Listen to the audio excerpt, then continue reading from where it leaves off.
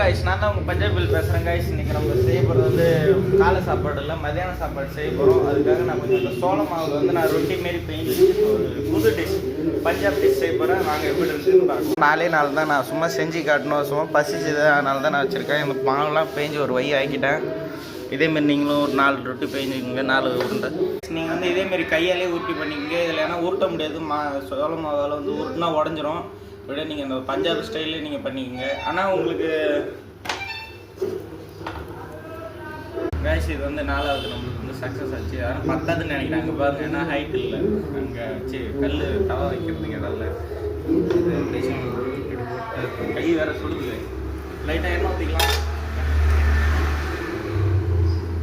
இப்போ நான் பொறுமையாக வந்து நான் வேகமாக பேசி ஓகே என்ன போதும். உங்களுக்கு நான் சிவமத்துக்கு காட்டணும். 1 திருப்பி போட்டாச்சு, இன்னும் 3 எப்படியாச்சும் திருப்பி போடணும். அதுதான் நம்மளுக்கு டாஸ்க்கு.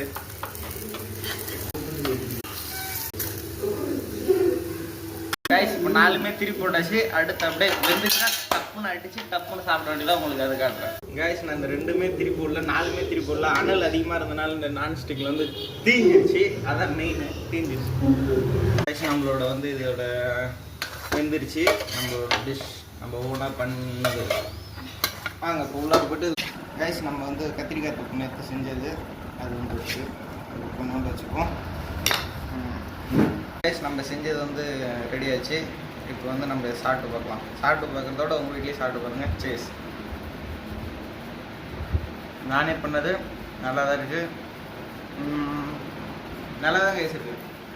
நீங்களும் ட்ரை பண்ணி பார்த்துட்டு கமெண்ட் பாக்ஸில் சொல்லுங்கள். இதுக்கு வந்து லைக் பண்ணுங்கள், ஷேர் பண்ணுங்கள், கமெண்ட் பண்ணிடுங்க.